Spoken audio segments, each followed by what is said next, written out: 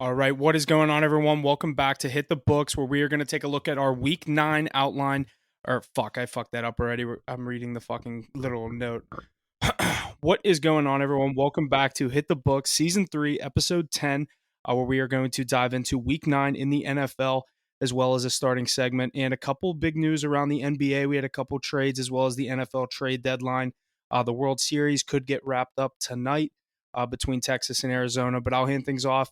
No Jesse, no Ace this week. It is just going to be me and Mackie. Back to the older days, kind of the season one vibes, just us two. But Mackie, I'll hand things off over to you. How you been? Yeah, we're definitely shorthanded today, but yeah, looking forward to getting into it. Cowboys had a awesome game last week, back on track, looking like they can compete again with those best teams. Big game this week coming up against the Eagles in the link. Gonna be a tough one, but should be a good one. Looking forward to it. What's going on with you? Yeah, there's not much going on with me. There's definitely been a lot of good games this week. I'm definitely excited to get into this slate. We'll get right into the NFL. We'll just start out with the 2023 trade deadline. Came and went on Tuesday at 4 p.m. We definitely had a couple of big trades. We're just going to take a look at some of the bigger ones. Obviously, we had Commanders sending a lot of two of their bigger players of their defensive line. You saw Montez Sweat go to the Chicago Bears for a second round pick. And then obviously the bigger one, Chase Young, going to who else but the San Francisco 49ers. They go out and get another guy as if they needed it.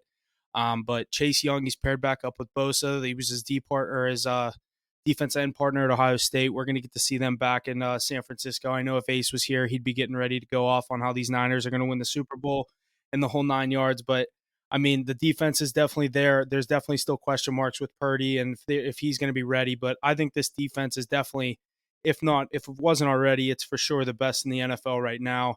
I think those are the two bigger trades that happened in the NFL. Obviously, there was a couple other ones. We saw some news with the Raiders, but what were your opinions on those two moves by the Commanders? Yeah, obviously, Commanders is clearing house. Uh, Big move by the Niners. I saw a lot of people saying, "How are they able to do this?" But when you have a quarterback like Brock Purdy and you're paying him $895,000 a year right now, you can go out there and make a move like this with an already stacked roster.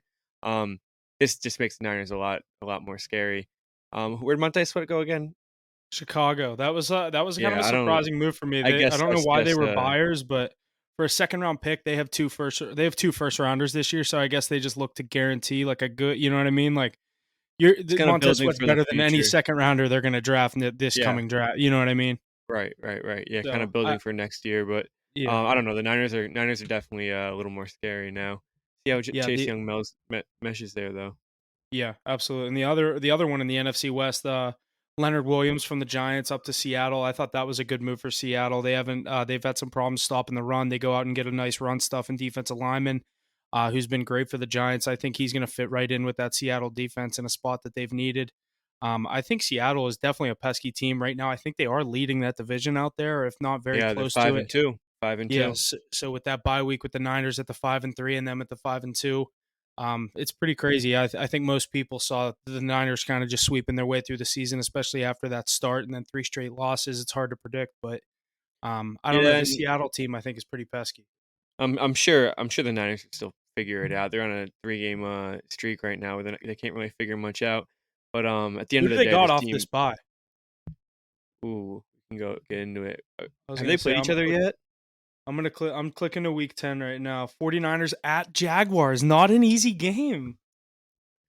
Dude, I Hold don't on. like I don't like their schedule right now. I think a Let's go lot of through their. people are Let's go through like the next like 5 weeks. All right, so you have in Jacksonville. Okay, we'll give them an L there. We'll give them an L. Oh, sitting at yeah, 5-4. Then you're say playing. they lose four straight. Then you're playing the Bucks. Win Win. at That's a home. get right. That's the definition of a get right game if they lose four straight. Here is their season right here. You have the Seahawks on the road. You have the Eagles on the road, and then you have the Seahawks at home. You might have to win both of those games against the Seahawks. You Yeah. might have to. Sitting at 6-4 going into it. Pretty sure the Seahawks will be at least 6-4 at that point. Seahawks And then schedule is 2 probably a weeks lot later, easier too. they're not to overlook the Cardinals, but obviously getting rid of Josh Dobbs, that's one of the trades we didn't talk about, but But they kinda have Kyler overlooking Murray that now. game. Oh, yeah, true, I didn't think about that. So they have to go to Arizona, and then, Baltimore comes to San Francisco. They have a tough 5 weeks there.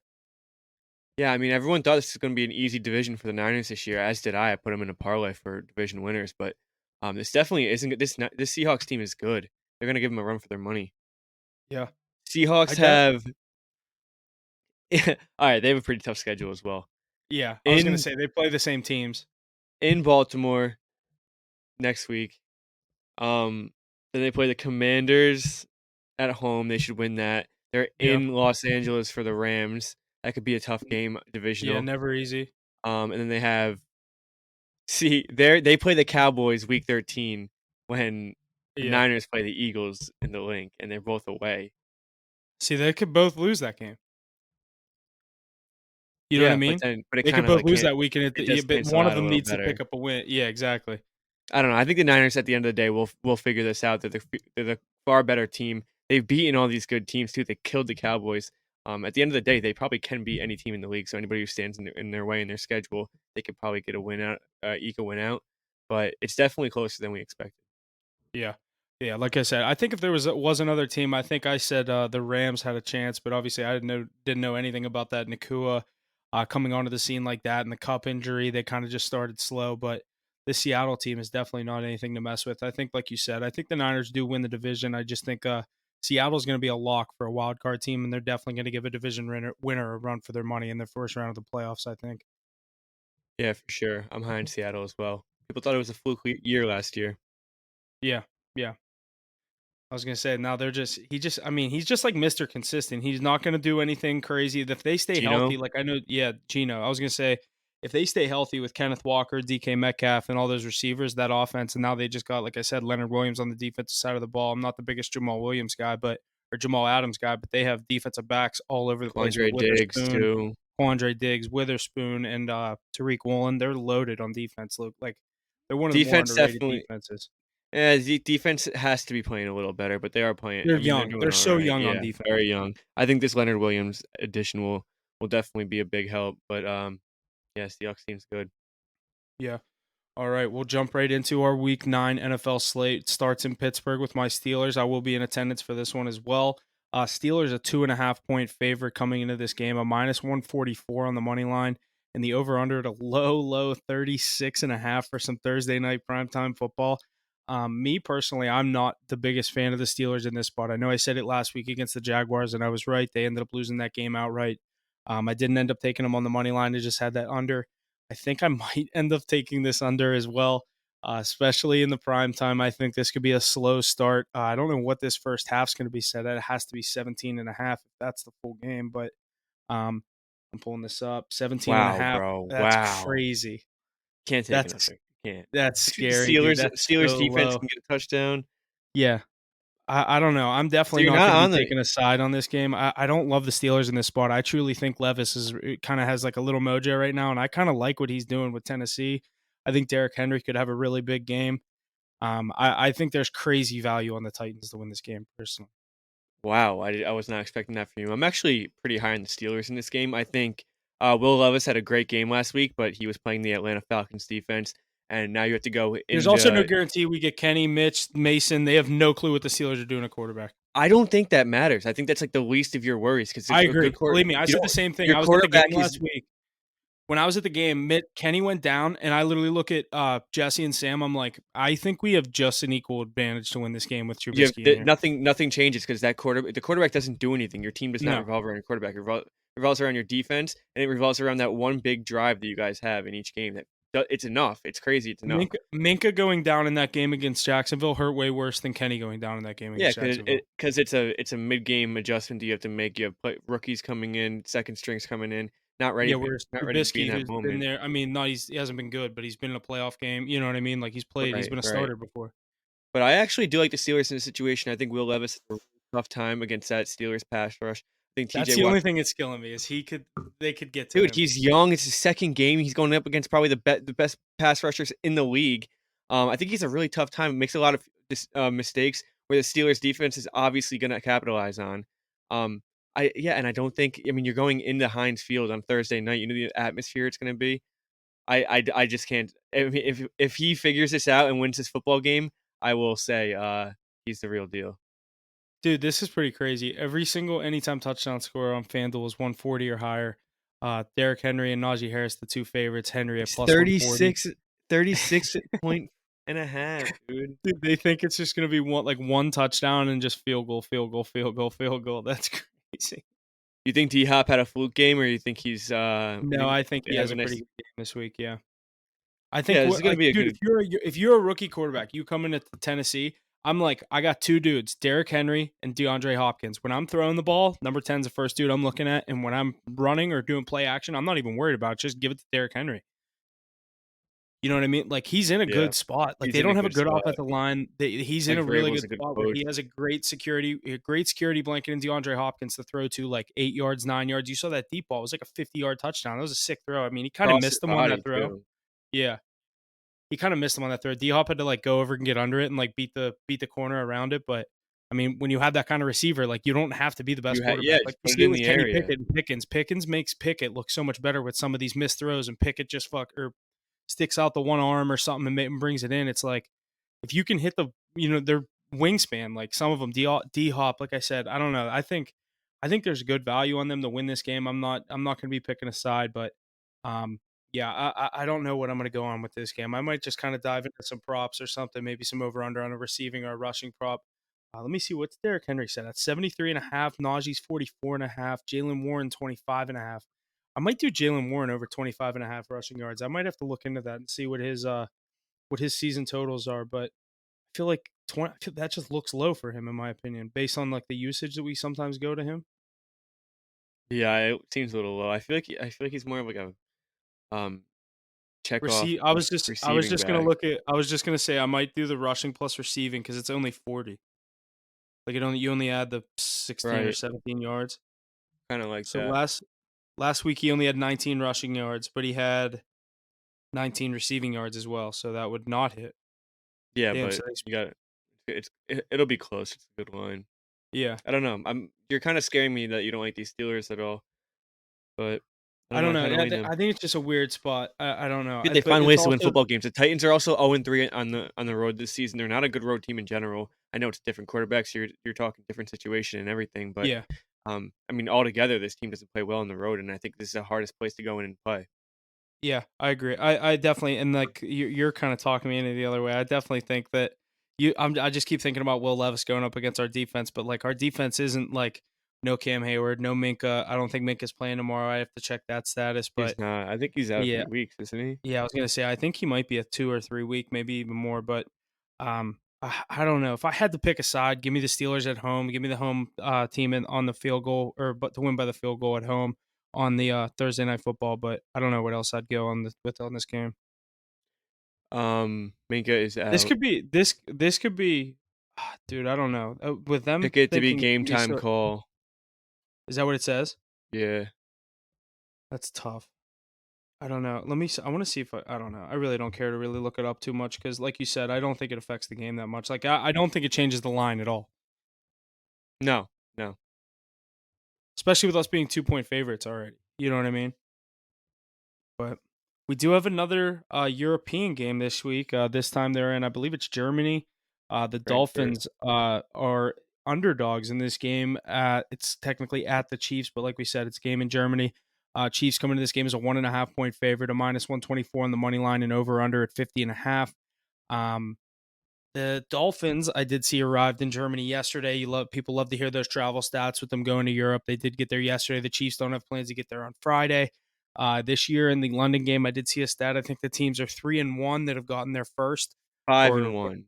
five and Five one and that have one. gotten there first. So all the signs are saying take the Dolphins in this game as an underdog at the +106 on the money line.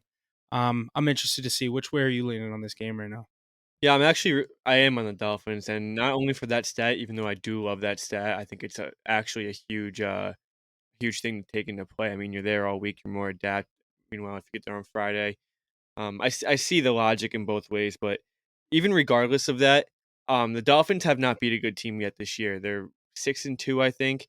Every win that they have is under the team has under 2 wins. So they haven't really proven anything in my opinion, and I think that they've heard that, and I think this is a really good True, chance for them to just be like, "Fuck you guys, we're gonna go beat the Chiefs now and prove to you guys that we're actually a top 3 team in the NFL." Because I yeah. think that they are. I just think that they've been in shitty situations against the good teams, and they've just fallen short here and there, but this is a good chance for them, and this is a good opportunity. I think Do you They think figured it do out. you think the Dolphins for sure win their division? Yes. I think the Yeah. Bills just choke way too much, and the Dolphins don't lose enough games. I was looking at their schedule. Max games they lose this year, after already starting 6-2, is maybe 6, and I think that at that point, This the is probably Dolphins. one of those question marks you had, like, you counted this as a loss. Yeah, at the like, if I was talking, like, max Yeah, losses, yes, I counted this as a loss, but I don't think they lose this game, and there's games down the road that I think they're gonna win that they could lose. They're yeah, gonna beat the Bills at home. They're gonna split with the Bills, I assume that, and I just think the Bills are gonna drop a game to a as 8-point favorites at another point in the season, and, they just lose too many games. They find ways to lose games. I agree. I think the Dolphins are gonna win this division. I know I said the Bills could, but I think we obviously preseason, I think we all kind of agreed on the Dolphins to win that division, so, I'm gonna agree with the trends here. I'm just gonna kind of blindly fade the, or ride this trend. That 5-1, the teams that get there first, just like you said, for all the reasons they're more used to everything over there, the time change and all that. Give me the Dolphins to win this game. The 1.5, just give me the plus 106 on the money line. I will go ahead with that. Tough to take the Chiefs to lose 2 games in a row, but obviously, I don't think the Taylor Swift question's still there. I don't think she'll be in Germany for this game. You never know, but I obviously losing last week without her there might be a little something there for Chiefs fans to worry about. I also think this Chiefs team isn't as good as they've been in the past, and not like especially not like last year, but, Yeah, I think that they're definitely lacking a little, and I think Pat Mahomes has been a bit off. I know last week he was sick, and they were in Denver, and it was freezing and stuff, so that was. sick. They said. Yeah, he was ill, like, he had, like, a temperature, and Yeah, it no, was like obvious did they say that before the game or after the game? before. I was gonna say that's such a. I was gonna say it's something you just like. If they don't say that before the game, you don't just come out and say that after the game Oh, after I you wouldn't lose. I You know wouldn't what I believe mean? it, I wouldn't believe Yeah, it, but, yeah. it was, like, I was also, gonna like, say you 20 gotta say degrees that out, it was before. snowing. This is Mahomes from the major stage, so it'll be a good game. I was gonna say 9:30. They finally give us like a matchup that we want to see. I know that Jags Bills one was good too. So I hope this is obviously a pretty good game. So yeah, I'm gonna go with the Dolphins. I'll ride you on that one. Next, the first Sunday 1 o'clock game, we have Matt Stafford and the LA Rams visiting Jordan Love and the Green Bay Packers. Packers coming into this game as a 3-point favorite, which is kind of interesting to me. If you ask me personally, the minus 174 on the money line, over under a low 38.5. Which way are you leaning on this one? I personally think this is a weird line. It makes me want to take the Rams plus the points here to win the game. Yeah, Which way are you going here? I think Matt Stafford is, leaning towards being out of this game. Oh, really? Yeah, his thumb on his throwing hand, he injured, but, I'm assuming that's why the line is -3 for the Packers in this game, I was but gonna say unless there's something I didn't know, which that definitely is what I didn't know. So who's the presumed quarterback if Stafford's out? Who's the Rams hold backup on, now? let me look into this. He didn't Yeah, practice let's on Wednesday. let's try to Um, see who this backup quarterback is, because dude, Brett the Packers. Rypien. That's tough. I don't know. I don't know if I like the Rams enough to take them with a backup quarterback. If this is Stafford, I like the points if you want to be risky and buy in now, and maybe there's a chance he plays. I don't know how likely it is, but I'd lean the Rams here. I can't take this Packers team. I was on them to start the year. I think they're fading off quick. I just personally think Jordan Love isn't as good as everyone thought he was. Me being one of those people. I don't know. I lean the Rams here. I don't know why. Yeah, I'm definitely not gonna be betting on this game, especially with all the question marks around it, but I'm with you. I was never high on Jordan Love, even in the beginning of the season. After his first few weeks, I kinda gained a little respect, but that's definitely gone away. He gave us every reason to be like he could be doing it, like he Could, could do yes, it, and yes. then he just 3 games in a row didn't do anything. It Yeah, so was he's, yeah, I mean, on a tough stretch right now, but, if Matt Stafford doesn't play this game, I like the under 38. I know it's not a lot of points, but Green Bay didn't even score a point that's a good last point. game in the first half.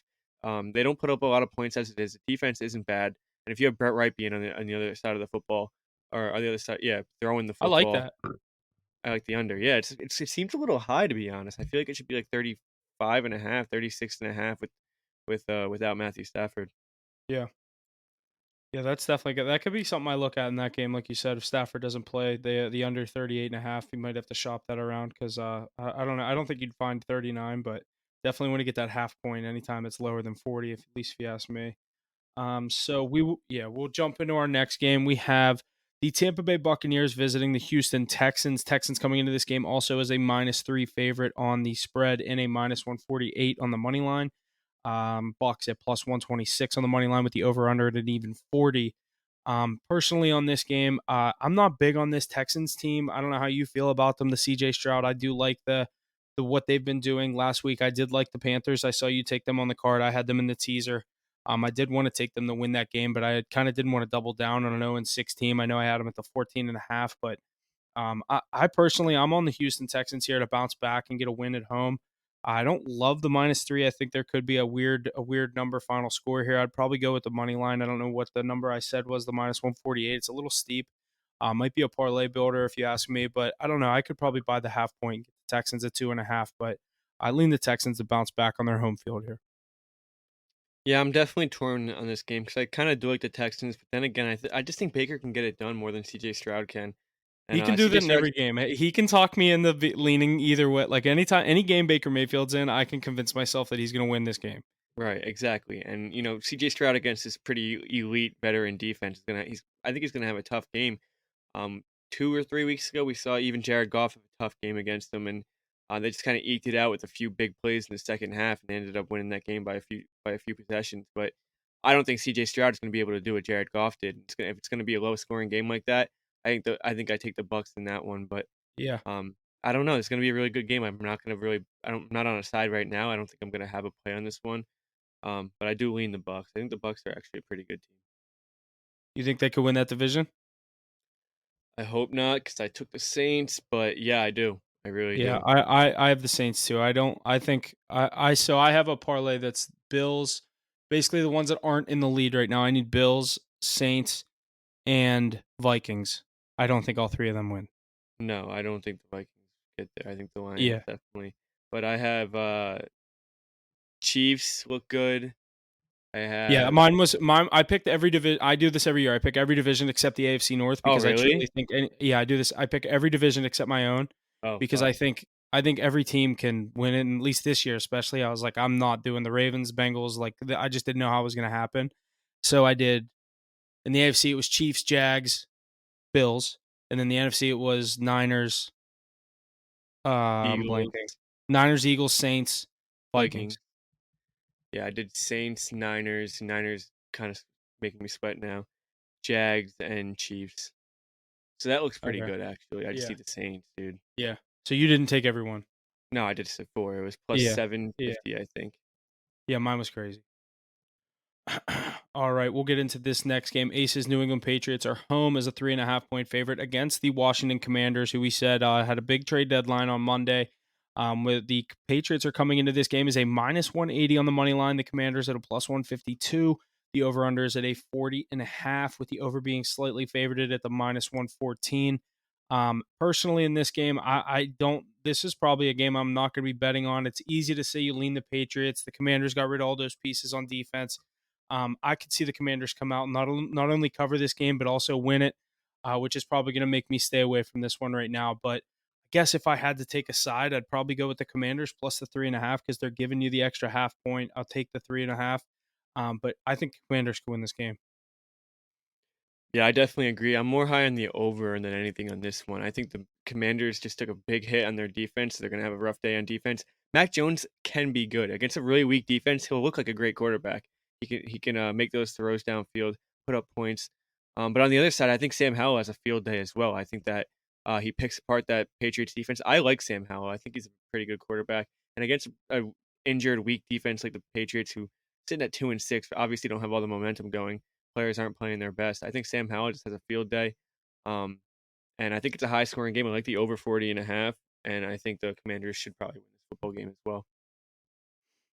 Yeah, I definitely agree. I like that overplay as well. I feel like that's pretty low for, like you said. I feel like both of these teams could put up 20 or around there and just kind of get there. But yeah, I definitely lean the Commanders with the points. I also like that overplay. So the next game we have Tyson Bagent and the Chicago Bears heading into New Orleans. The Saints coming in this one is an 8.5 point favorite, a -420 on the money line. And the over under is at a low 41 for an 8.5 point spread. Personally, I like the Bears with the points. I like this quarterback for them. I know I took them against the Chargers. I'm going to take them again this week with the points. I think 8.5 is a little too much. It's so hard to give it more than a touchdown in the NFL, and I think anytime you get the chance to do it, I like jumping on these big spreads.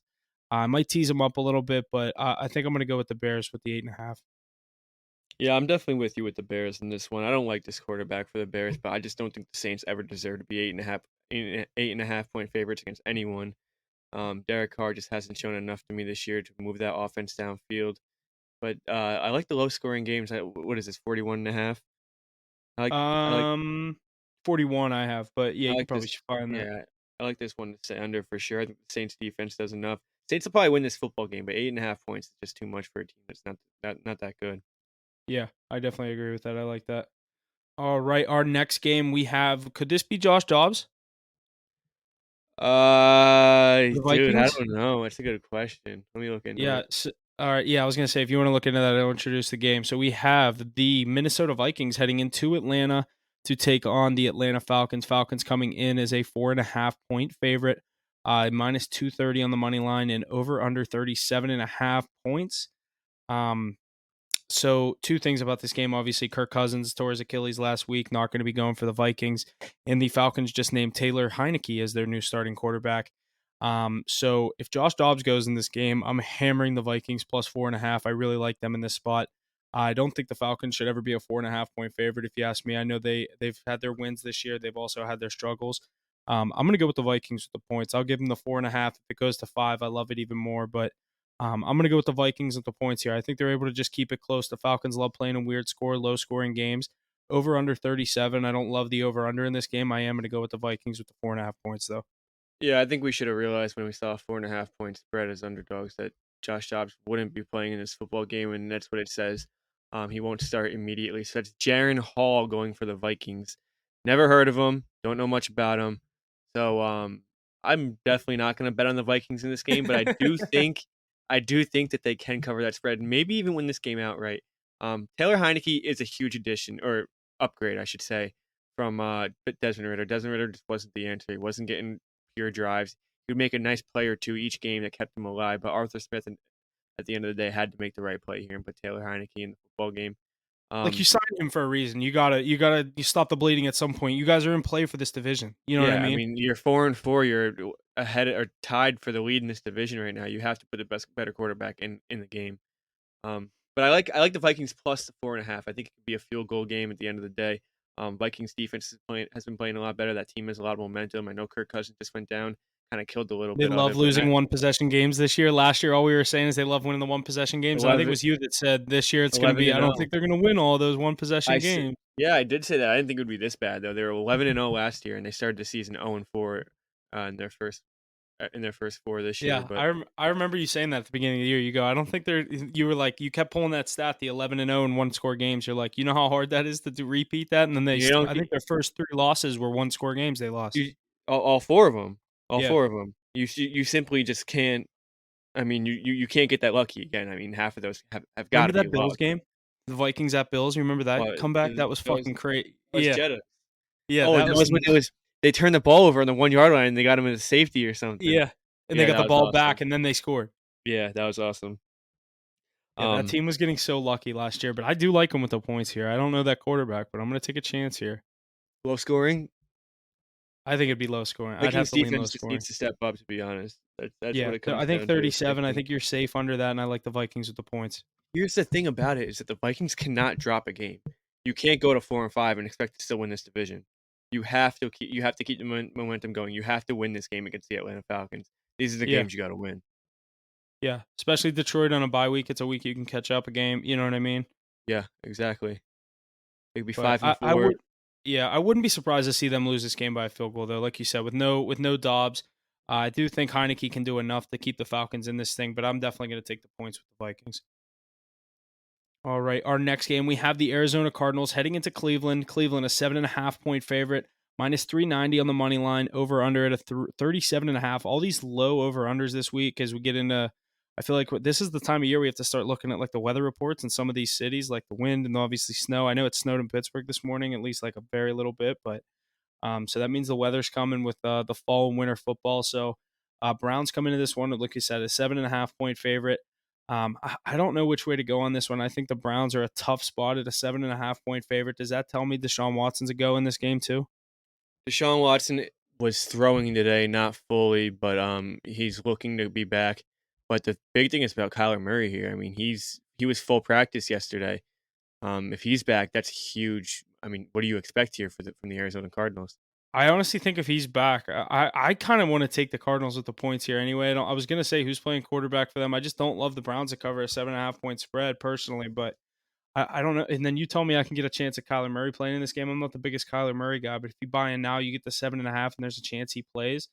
Or even I don't know. I might have to throw them in a teaser and take a chance at that because I've already been looking at a couple teams that I like for my teaser this week, and I don't know, getting them at probably 14 or maybe no, it'd be like fucking 20. That'd be nice. Yeah, the Browns with PJ Walker. I mean, he's 8 point favorites. I just feel like it's a little disrespectful. I don't think they deserve to be 8 point favorites as well. No Nick Chubb, no Deshaun Watson. But if Crazy Deshaun defense. Watson The does defense. play, It's all the defense. yeah, yeah, yeah. Um, I don't know. I'm gonna stay away from this one, but I would like to see Kyler Murray play this game. Yeah, that I didn't know that was possible. I'm kind of excited for this now. I kind of want to definitely. I'm gonna keep my eye on that and see what he's doing because this line's gonna change obviously if he plays, in my opinion. Yeah, for sure. It might go to 6.5. It might not change much, but they won't give you that 7.5. It'll probably go to 6.5. But next we have this is a pretty good game. Seattle Seahawks, Baltimore Ravens in Baltimore. Baltimore comes into this matchup as a 5.5 point favorite, minus 270 on the money line, over under at 44.5. Which way are you going on this one? This is definitely a tough matchup. I think the Seahawks, are they coming off a bye? No, they beat the Browns last week, Yeah, you're 24 to right. Yep. 20. Yep. Okay. Yep. They had the Browns at home last week. I'm thinking 2 weeks Yeah. ago. So yeah, you are right. Ravens come into this game. I don't know, a 5.5 point spread. Ravens are home off a game in Arizona where that wasn't a necessarily a tough matchup for them. Dobbs was there. They ended up hanging around in the game. I want to take the Ravens here. I think 5.5 is a little too much. What are you leaning on this? You know what? I keep fading these Ravens, but I don't really care. I'm gonna do it again. Looks like the same exact situation as the Lions game when I took the Lions, plus the points and then the money line, and they got beat 38-6. But you know what? I'm gonna do the same thing. I like the Seahawks plus the 6. I like them on the money line plus 210. I don't love this Ravens team. I agree. Really this is such a bad take. I know, I get it, but I just don't think Lamar Jackson is that good. I just think the way that he plays the game with this offense makes him look really good, and he moves his offense down the field. But he's not. He's not that like he's not. I just don't think he's really that good. Just from watching the Ravens games, I know I'm a big hater on these Ravens, but I mean, I just don't think they're a 6-2 team. Definitely not a 7-2 team if they win this football game. But I don't know. I think Geno Smith can get enough done. Obviously, they added Leonard Williams on that defense. That could be a big help on the way the Ravens play this game. But I don't know. What do you think about it? I think it's too many points to take the Ravens minus the 5.5. I'd like to, like I said, I say this a lot, but I don't love the spread. Just kind of get it up in a teaser, but I'd love to get the Seahawks at 13.5 or somewhere around there, kind of in a 3 or 4 leg teaser. That might be the one of the ones I throw in there. I'll try to make something before we finish up, so I can get it announced like I did last week. But I don't know. I definitely see what you're saying with the Seahawks winning this game. It's very similar to that matchup with the Lions, both in Baltimore. I personally, I think, Does what was Baltimore the spread protect? on that game? It was like 2.5, 3. Okay, it was closer. Yeah, yeah, yeah, yeah. But does Baltimore protect home field like that? I mean, they're only 2-1 at home. They're 4-1 on the road. I don't think that really comes into play at the end of the day. I was gonna say, and like when I feel like when the Ravens are like when people say that's a hard place to play, that's kind of like the primetime games. Feel like home field comes into advantage in any primetime game, but like Sunday 1 o'clock, I know this is a really a Until you 10 see the a.m. game upsets in for a row. Seattle, but that's what I'm saying. I think Seattle can hang around in this game. I think it's gonna be I think it's a little too many points. If Seattle loses this game, it's gonna be a 3 or 4 point matchup. And a lot of times when you see teams go on the road and they're into a hard place to play like the Ravens, um, it's teams that play in domes or something. I mean, this Yeah, Seattle team has played with a lot of weather conditions themselves. They've been through it multiple times themselves, so I don't think that's going to come into play. 6 points, too much, man, too much. I just think it's too much. yeah, I definitely agree. All right, we will get into our next game. We have the Indianapolis Colts heading into the Carolina Panthers. Panthers are plus 2.5 in this game as a home underdog at plus 128 on the money line, with the Colts at minus 152 and the over under at 44.5. Mackie, you hit on the Panthers money line last week, calling their first win of the season. I heard it on the live stream. Where do you have them go in this game? Do you have them getting a little win streak rolling here? Because I know I'm leaning on the Panthers here in this game. Yeah, can they possibly win 2 in a row? I mean, we said it before the season even started, or not even before the season started, but we said it like 2 weeks ago. They're really not that bad of a team. Like, this is probably the like, when they were 0-5, 0-6, it's, like, not the team you expected to be 0-5, 0-6. They weren't really playing like it. Bryce Young had a very rough start. I kinda called that one, but I just thought they would be able to pick it up a little bit around him. This is another situation where they can go in and win this football game. You have Gardner Minshew on the other side of the football, hasn't been playing great football. Colts sitting at 3-5. Bryce Young has a bit of momentum going on right now. I think he feels it. You could see it in his throws, making throws downfield, coming off that injury. I think at home they're only 1-2 at home, 0-4 on the road. I think they can probably squeak this one out at home. It looks like you're leaning the same way. Let me hear you say. Yeah, I think the back to back home games is huge in this spot. You get that young team to get a couple or a couple home games back to back. Obviously, a couple or early on in the season, we heard the fans were booing the players. The players were getting back into it with the fans. You never like to see that. No one's happy when you're 0-4, 0-5. Bryce Young, that was a big matchup for him last week. A child is like love making the videos about him and CJ Stroud. They were buddies growing up and all that stuff. He gets his first win over him in Carolina. I think that's big. I think the fan base kind of is starting to learn that there's going to be growing pains with this young number one overall pick. I don't think he's going to be the best ever, but he's definitely going to have his chances and make his plays and have definitely win games. I think this is another one the Panthers can win the game. I wouldn't take the plus 2.5. Just give me the plus 128, plus 130 money line. I assume you can get it right around there. So I like the Panthers in this spot. I know I was all over these Colts. That was mainly to do with Anthony Richardson.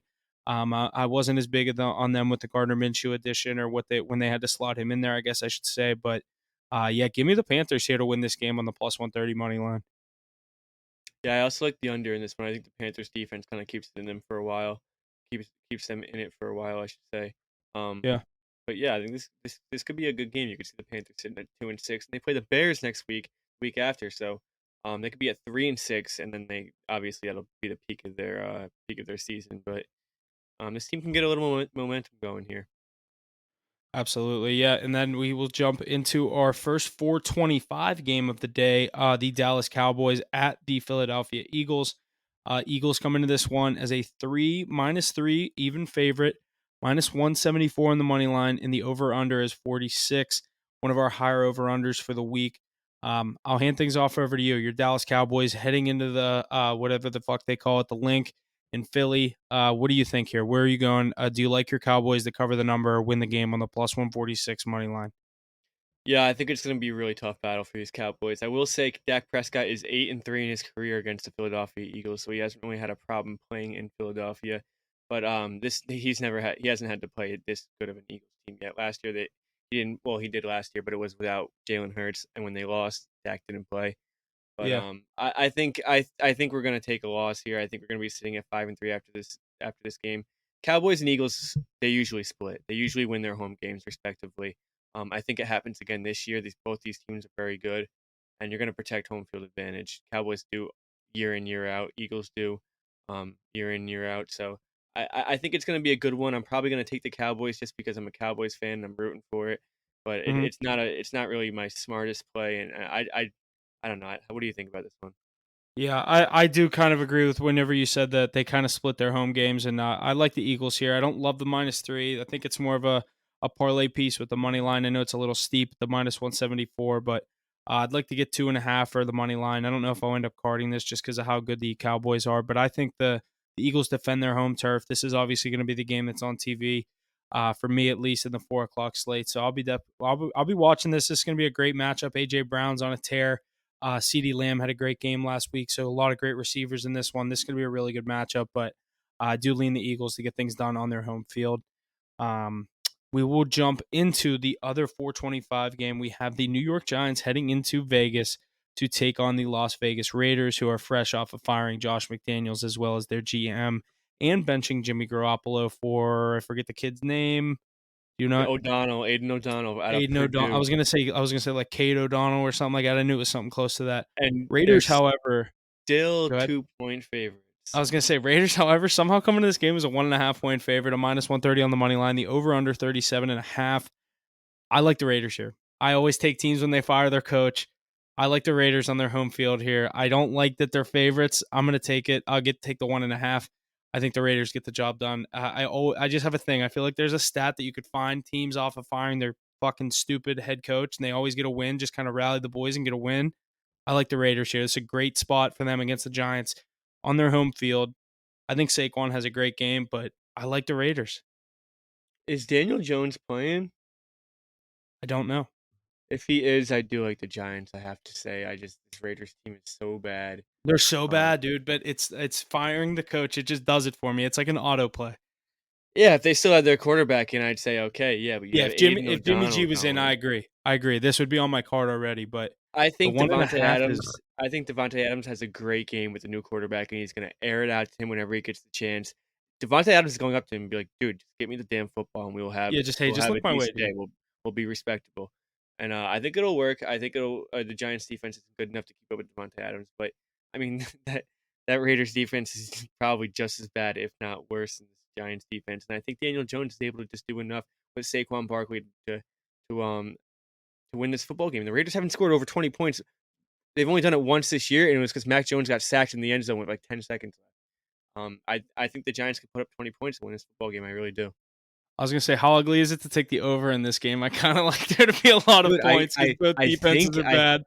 I mean, what are they? Neither of them have anything to lose. Air the football out. Like probably what they're gonna do. I'm assuming.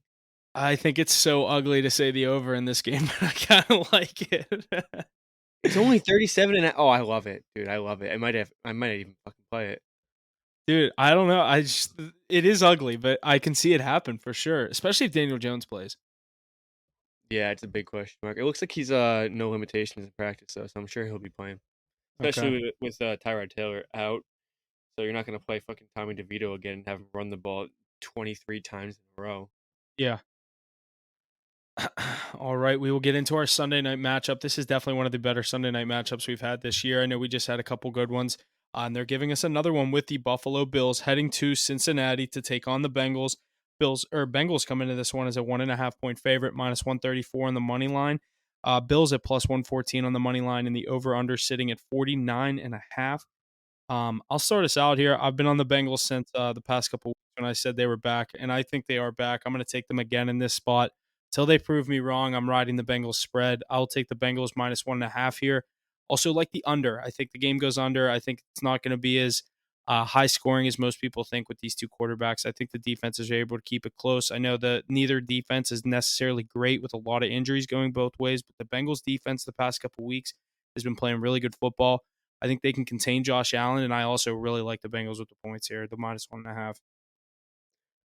Yeah, I'm definitely on the Bengals as well. Josh Allen and the Bills do not play good football on the road. They're only 1-2 on the road this year, opposed to 4-1 at home. So, like we said all season, two completely different teams on the road and at home. And Joe Burrow doing it again. He does it year in, year out. Started 0-2, 1-3 last year. The same exact thing this year.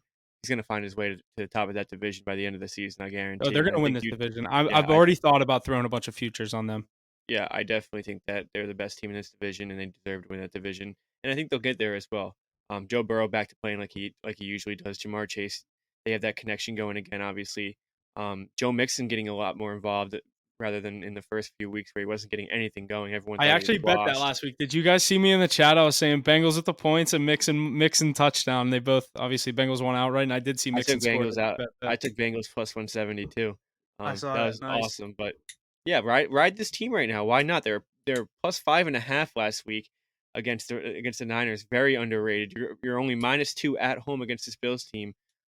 Take them. I mean, they're winning football games. They're a proven football team as well. I think This that is they one win of this those. football This game. is turning into one of those teams. They're in that mojo that I don't care how much of the public is on them. I think they win this game. Yeah, yeah. They're just rolling too hot right now, and they have elite football players. You can't stop that. Dude, listen to some of these prices. Okay, I was looking at these today. So I didn't shop around and find necessarily best odds. So I think I saw 400 for the Bengals to win the division, 4-1. To win the AFC, I know we're getting a little higher there. To win the AFC plus 1,000. And then if you want to go as far as the Super Bowl, you can get them at plus 2,000.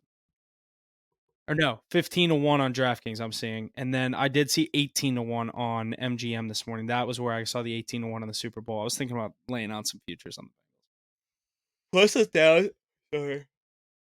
Yeah, you're good. Plus Plus a 1,000 to win thousand the AFC. to win the AFC is bananas. I That's mean, what I'm they're saying. almost I'm a lock for checking. the playoffs at this point. I think they're a lock for the playoffs at this point. And once they get there, they have Joe Burrow. I mean, how Bengals are can 16 to 1. I apologize to win the Super Bowl on MGM, and they have 850 on the AFC. So I'd take the 16 to 1 on the Super Bowl and then the 10 to 1 on the AFC. I'm thinking I about doing take? it. I think I'm going to take that AFC bet. I think I am. It's on DraftKings. The thousands on DraftKings. I know I've seen you using that lately.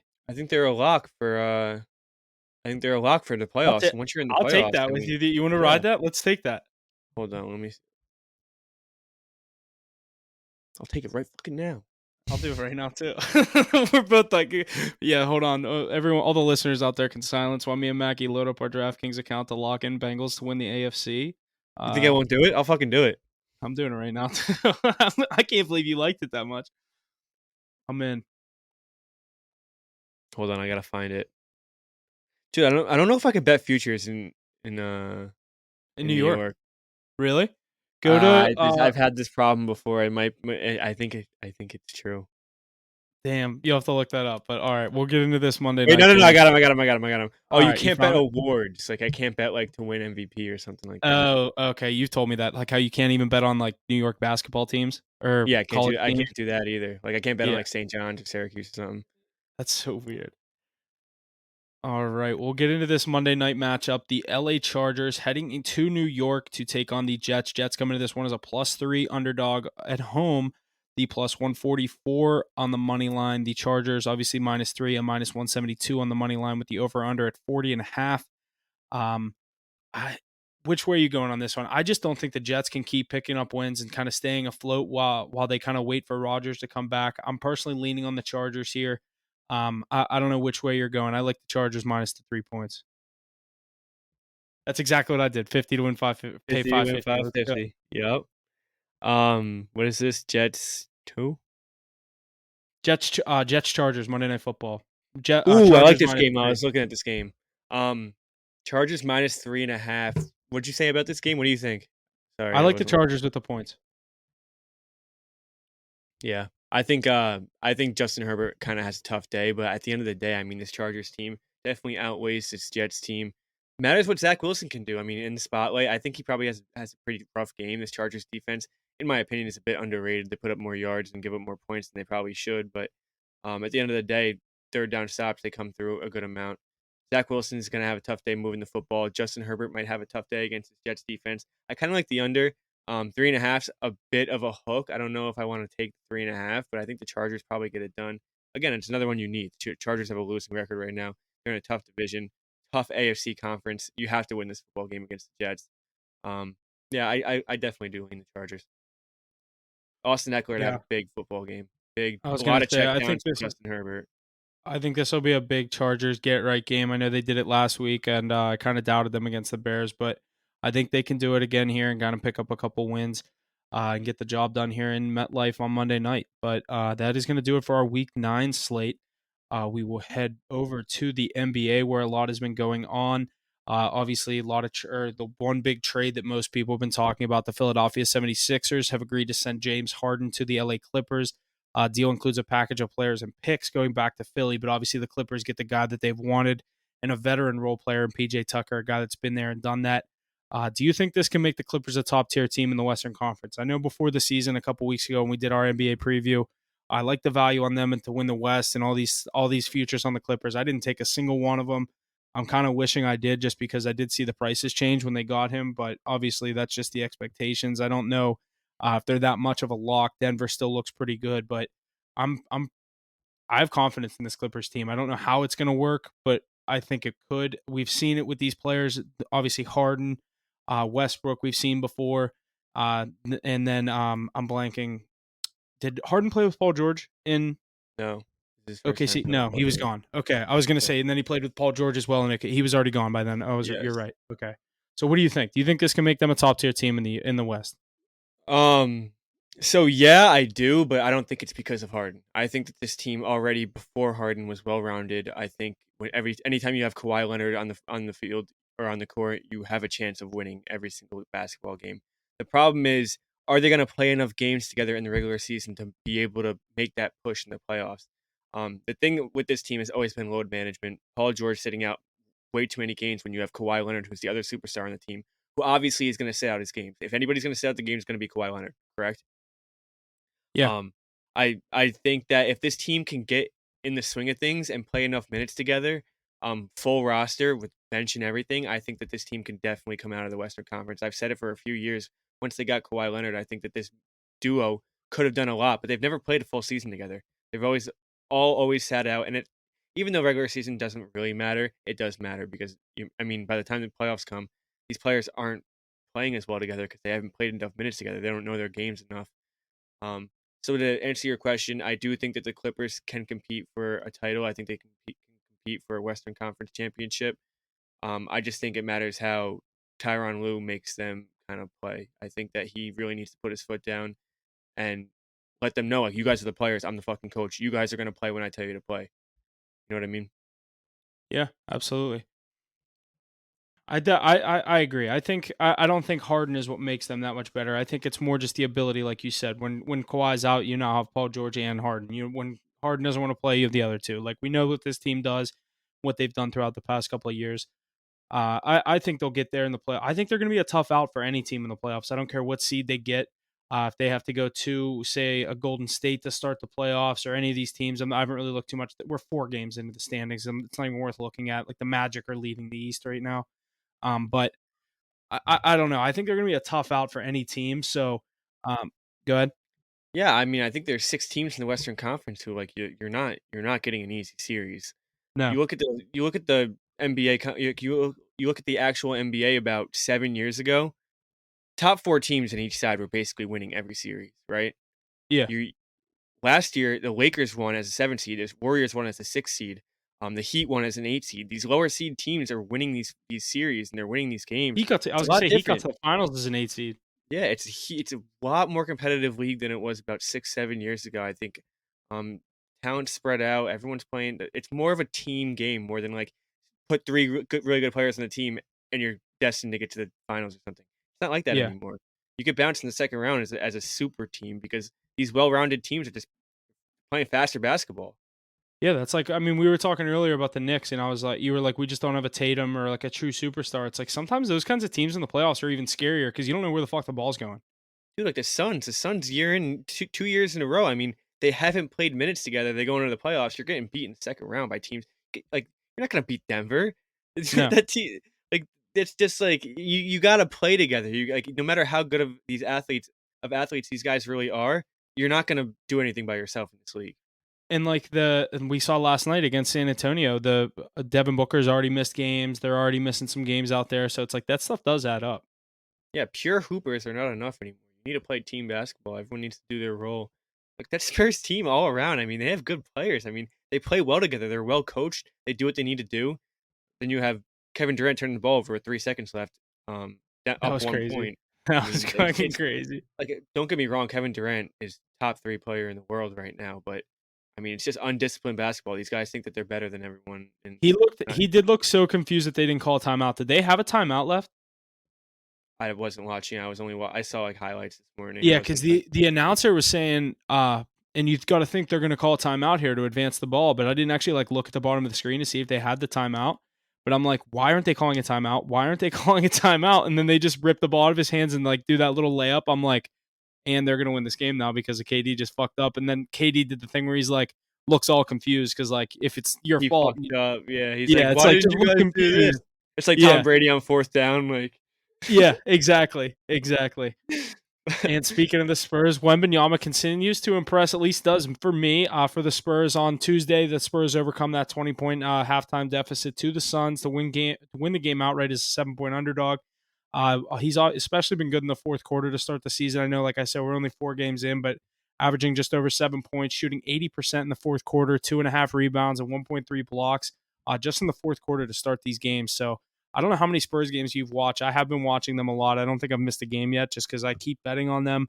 and kind of watching their games just because I really like watching him play. And he's been when he you can tell towards the later of the game when Popovich kind of starts letting him kind of go off on his own and guard guys and have to do things on his own. But they're like you said, that team is good. They just have role players. I like Sochan or Sochan for them. I'm a big fan of him. And what's the guard? Trey Jones. I think they just have a Who's that nice white like boy they got too? I'd have to look up I can't even remember some of the guys on their roster. They have like Vassell, he's good too. Like they just have a bunch of guys that like don't come to the top of your, you know what I mean, the tip of your tongue, Right, especially for right. me right now when you're thinking of like elite teams or obviously they're not an elite team, but like Kelvin last Johnson night, too. yeah, they're not just going to be a pushover and a 20-point halftime deficit. Like Popovich is going in that locker room, probably reaming them out, and then they're going to go back out there and, like we said, win the game outright. Which is like, I had them +7. I know you said you almost live bet them, but like I was like laying in bed. I'm like, I'm out of this game. This game, this is over. This is over. And they end up winning the game outright. I'm like, damn, they're just one of those young teams that like you're gonna have to watch out for every night. And like team I took tonight is Portland in Detroit as a 4.5-point underdog. Like I was gonna take them in Toronto 2 nights ago and they beat them outright as a 4-point underdog. So I'm kind of just doubling down on this one. Like We're some of these 8. younger teams, yeah, They're exactly. 8-point underdogs that game. Yeah, some of these younger teams, I like jumping on them, like especially the Spurs. I didn't take the money line, but that's a team I'm going to be riding a lot this year, mainly just because I'm kind of a fan of them now. That might be my team this year. Probably is going to be just because I've watched so much of them. But yeah, I've definitely been impressed with them. And Yeah, for then I sure. did see this. Go ahead. I just haven't watched a ton of Spurs games, but I mean, Wembanyama does look pretty good. I think they're limiting him more in the first half, and they're kind of letting him That's roam what I'm free saying. in You the can second tell when they're half. like letting him go, like in the second half, they like let him go do what the fuck he wants, which is like Right, let him do right. it the whole game. But I guess you want to like You get gotta, him to yeah, go. yeah, yeah. I understand what they're doing. Popovich knows what he's doing. But yeah, I was gonna say, believe me, if there's someone, I'm not the biggest pop guy, but he definitely knows what he's doing. I respect him as a coach. But then I saw this today on ESPN. Didn't know this. The in season tournament that we talked about gets underway Friday. So I looked this up on kind of how this works. Do you understand how this works at all? Yeah, you're good. So here's what I did find. If you kind of understand it, here's what I got Sorry, I out did of it. not. No, you're good. It starts Friday. It says the championship is on Saturday, December 9th. So I don't know how this works. The semifinals Thursday, December 7th, and the championship will take place at T-Mobile Arena in Las Vegas. For a complete schedule check, or click here. Give me a second. So then there's like knockout rounds, group play. So here's what it is: the group play. All 30 teams have been randomly drawn into groups of 5 with their conference based on one-loss records from the 2022-2023 regular season. Beginning November 3rd, this Friday, continuing through Tuesday, November 28th, each team will play 4 designated group play games on tournament nights, 1 game against each opponent in its group, with 2 games at home and 2 on the road. And then eventually we'll get into the knockout rounds. I don't understand why they're doing this. It definitely just trying to make these in-season games a little more interesting. I don't know what they win or what they get out of it. If it's going to be kind of like the one I always think about with the All-Star game is the MLB All-Star game, how it determines the home field for the World Series.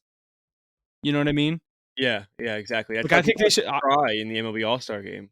I was gonna say I feel like they should have done something like that with this, like Yo, the East each or the player on if an East. yo, so this is their incentive. This is why so the entire thing around it is to make regular season games mean more, make them try More more because exact mean more. you've Yeah, seen the NBA go to shit in the regular season because nobody gives a fuck. I mean, I've you been, you win I've been quoted saying it doesn't start till Christmas, and I've been you win locked in for the yeah, first 4 right. games of the year. Yeah, I mean, teams win 42 games in a season and they make the playoffs nowadays. So it's just it's getting teams to actually try more in the regular season. So here's the thing: each player on the winning team will take home $500,000. So Yep, it's that's it. literally it's going into your pocket. You're playing for like your pocket. Yeah, That's a pretty good incentive if you ask me. That's a good way to get the regular season games more interesting.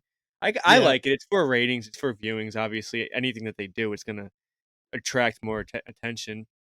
But I mean, yeah. yeah, you know. I'm looking at the schedules here. So it's like obviously Eastern Conference based teams. So like West Group A is Grizzlies, Suns, Lakers, Jazz, Blazers. Group B in the West is Nuggets, Clippers, Pelicans, Mavs, Rockets, and then C is What does that Kings, mean? Warriors, Wolves, Thunder, and Spurs. Go ahead. What does it mean, like, within 1 loss, they group the divisions? I don't even understand that. I don't within their win-loss record. So, like, I Oh, think they within put win-loss. I thought you said it 1 was like loss. 1 loss. You know what I mean? Not like 1, like the number 1. It was like Oh, WON. 1. Got you, got you, got you, got It you. should have said win-loss record, not 1 Yeah. loss. It's because it was last year. They have to be grammatically correct, not so we understand it. But here's how I take it. So the Grizzlies, Nuggets, and Kings, weren't they the top 3 seeds? Wasn't it Nuggets, Yeah, it Grizzlies, was Kings? Nuggets vs. Kings, yeah. Yeah, so they're each in different groups, and then it goes the 4, 5, 6. Yeah, that's exactly how they did it. Yeah, so it's just like the yeah, okay, I Because got it. Makes sense. the top teams in each group they're not in the same group. It's 76ers, Bucks, and Celtics. They're not in the same group. They're ABC. You know what I mean? Got it. Yep, makes So sense. A is the Sixers, Cavs, Hawks, Pacers, Pistons. B is Bucks, Knicks, Heat, Wizards, Hornets. You could be competitive. You guys could get out of that bracket. I like to think. Dude, Knicks Bucks. are good, man. That's what I'm saying. You guys are definitely the second best team in that. Who's I'm not big on the Heat this year. who is it, the Bucks in it? Bucks, Knicks, Heat, Yeah. Wizards, and Hornets are the basement teams in that. Knicks play well against the Bucks too. Yeah. And then the last group: Celtics, Nets, Raptors, Bulls, Magic. I don't see the Celtics having any issue there. Celtics, Nets, Raptors, Bulls, Magic. Yeah. Yeah, Celtics roll. Yeah, I don't see them. Yeah, and then I see here, yeah, the pot based on the record, all that stuff based on the winnings and all that for what they're getting. So they made sure to throw that in there. So this gets underway Friday. I'll definitely be tuning into this. I think they're just regular in season normal games. I don't know. It's gonna work. They're definitely gonna make these games more enticing for uh load management aspects. Like think about like if you're normally gonna sit out on a Friday night, you know what I mean? We have a game Saturday. Now you're gonna sit out Saturday and not this in season tournament game. Right, exactly. Yeah, for sure. They'll find their Wait, work so around it. so not every game from here to December is considered No, in season tournament? no. So it starts Friday, and then I'm looking at Saturday. Like I'm looking at it on the ESPN app. So like when I click Friday, every game under it says in season tournament group play. I'm gonna just keep clicking through until I see the Oh, next. fuck. So it specifies, like, it'll say Yeah, it. it's every Ah, I Friday. see it, I see It's it, e- that's it's awesome. it's every Friday. Every Friday is in season tournament. That's pretty sick, actually. Okay, I don't I like the organization. Like, I like how they organized it. Oh no, some Tuesdays too. Some Tuesdays I'm missing. There, it's not every Friday. It's Tuesdays and Fridays. Alright, well, it's organized.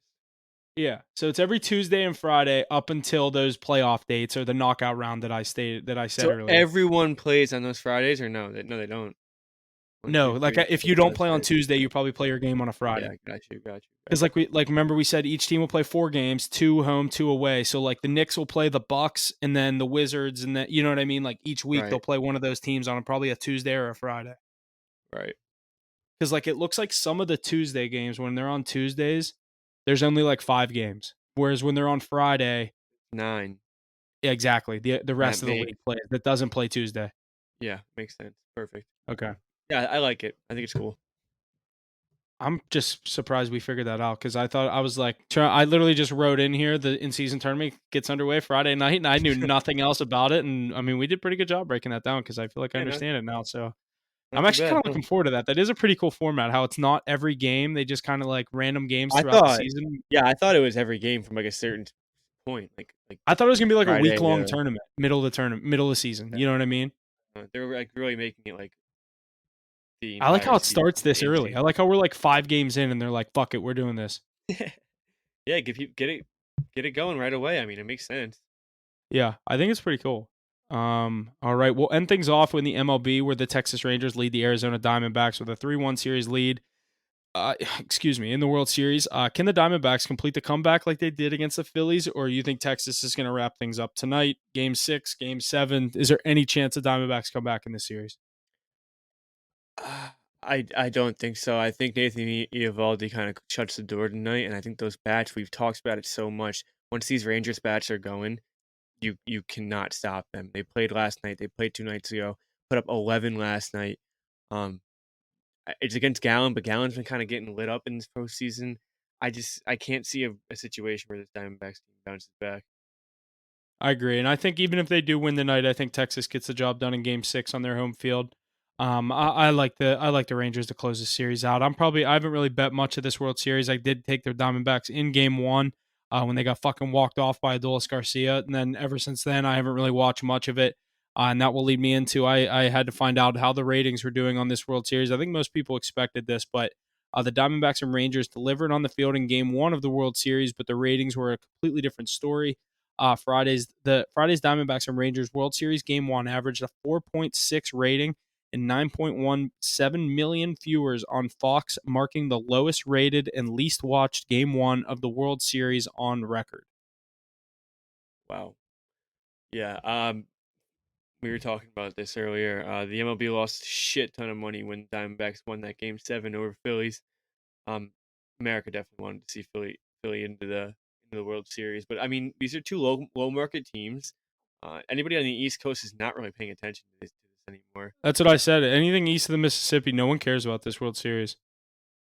Yeah, that's sad, but I mean, I haven't watched it either, so I can't even really back I up was my gonna say, like, I want to act like I've been watching it, but I really haven't. not because There's like I been haven't like chosen to, but like when there's other sports on, I mean, college I was football, I gonna don't say care I'm if gonna it's take actually good. NFL when it's on Sunday. I'm gonna take college football when it's on Saturday.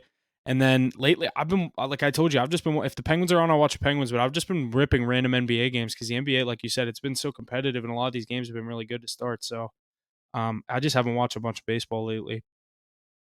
Yeah, me either. I'm kind of checked out. Yeah, I agree. You said it. You said it when you sent our picks where we sent our picks the other day. You go, yeah, I'm kind of just tapped out on the MLB this year. So I couldn't get a grip on this series, and I was sitting there, and I'm like, I'm over. I don't watch this anyway. I don't even care. I was laughing, and then you literally go, I think the Diamondbacks win the night. They lost like 10-3 or Well, it whatever. was 11-7, but it was 11-1 It in did the end up second, in the coming eighth back, inning. yeah. Good pick, right? I had the And it over in was the the game game after before. you taking over, I yeah. think the over was 3-1. It was 1-0 in the seventh inning or something. I'm like, get me all, Yeah, get me out of this sport. I'm done. yeah, it's like we baseball is for when there's nothing else on. Right? I'm not. You can't pay attention to it right now. There's too much going on. E exactly. College basketball, 6 days. Oh, we're getting into the bread and butter. You guys know I was how gonna well say we did next last season. we should have done it this week as like a preview and it's just us two because it's mainly just us two that dive into the college basketball stuff anyway, but we'll get into that next We week the because we didn't college prepare much. we're the college experts over here. Yeah, I don't know what we went. What did we end last year on our card? I feel like I have that written down somewhere, like Double 15 some units. That Yeah, was it was crazy. definitely double digits. I think we were Yeah, we'll flirting have with to like pick up 20. where we left off. But yeah, there's a few games I'm already looking at for um November Opening 6th, night. opening night. Yeah. Like USC, like like Oregon. You see the dunk that kid on Tennessee had? Neck or whatever his name is. No, I did not. Dude, I gotta send you this. I gotta send you this dunk. This thing is crazy. It doesn't have to be while we're recording. I can send it to you after this. But do you have anything else you want to go over? I didn't really look too much at the college football slate. Any good college football games this weekend that we want to dive into? I'm just pulling it up real quick. Just ranked games. We have Kansas State at Texas, Missouri at Georgia. That could be a tough matchup. There, Missouri's been pretty good coming into Georgia at 7-1. I don't love them to win the It's game, a but a big 15 and week. a half point spread. It's a Yeah, big college football week, especially in the Pac-12 next week too. Oklahoma State. That's a good one. Oklahoma State gets home field there. Washington, USC. Definitely a lot of good. Washington, LSU, Alabama. This is a great college football weekend. I don't know how I dude, didn't notice that. I was So, looking at it 2 days ago, and I was like, "Wow, we're getting into the like end of the season where they already know these games are going to matter the most, and you're getting these matchups. You get Washington, USC this week. You get Utah, USC next week, or Utah, Washington, something like that. Um, dude, I like these two late night ranked games too. Oregon State at Colorado and UCLA at Arizona. I'm Arizona's taking been a pesky Arizona team all money year. line. I took them Me too. last I was week gonna against say, dude, Oregon I kind of State. like Arizona there. Arizona money line, dude. That defense is good. Yeah, I like both of those. I like a I lot of these games. love You're definitely gonna Bama. have to I stay love tuned. Bama, but I think it's going to be a public play. Might have to stay away from it. But Bama -3, Jalen Milrow is going to shit on that LSU defense. You think Bama can make a run to get pushed in this college football playoff?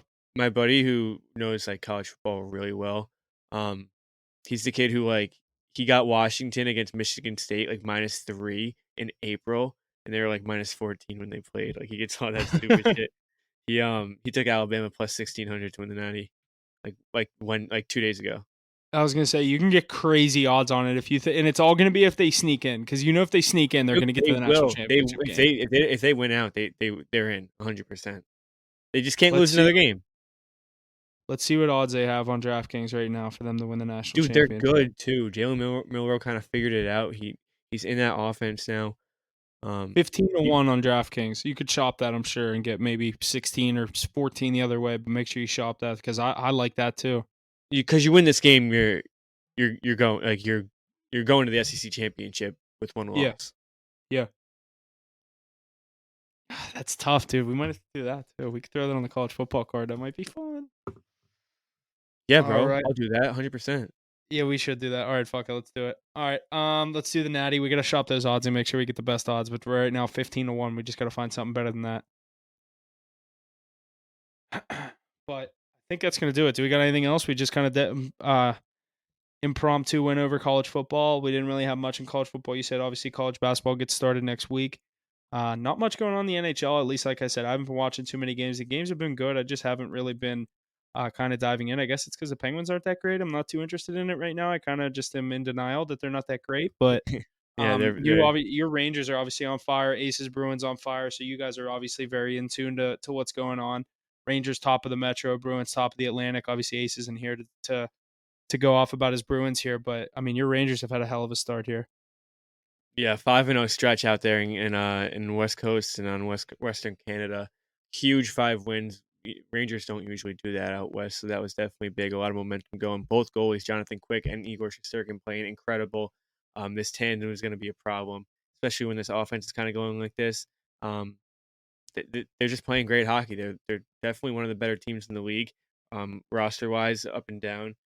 I think that they're playing like they should be, and sitting at 7-2 right now. I have a lot of hope for them. But yeah, those Dude, Penguins, man, the bottom those of the Penguins, Metro. I didn't even check that. Oh, bro, you guys are bad. Like you guys are, and it's like I think it's like the age, bro, because it's the third period. You guys come out in the first period, you look great. The legs are going.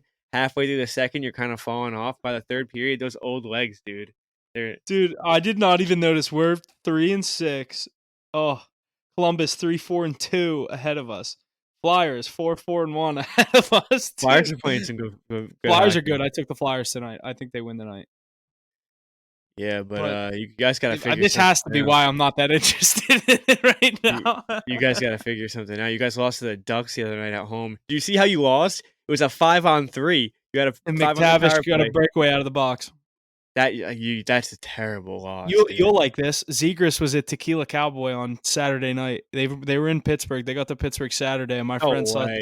saw Zegras in North Shore Saturday night. That's awesome. Oh, yeah, He was one other thing. partying, then they beat us Monday. Shane Pinto, 41 games for gambling. That's crazy. God. Yeah, for anyone that doesn't know, I used to play with this kid, and, I And now can't you say do a I'm gambling surprised. podcast. I can't say I'm surprised. Good shit, Shaner. I mean, good for you. I mean, but no, that sucks. That's so fun, 41 dude. games is excessive, bro. It's Like crazy. That is that's crazy. It should absurd. It's crazy. like first offense. That should be like 10 games.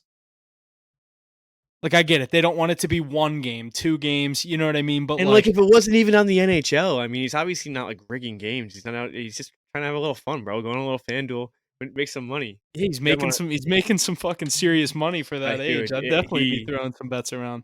he lost a shit ton of money right there, though. I mean, he was looking at three million a year. Now he's got to sign entry level, or I guess it's not entry level. It's minimum Whatever. now, Yeah, but he's missing out on like 2.5 a year. It's crazy. that's tough.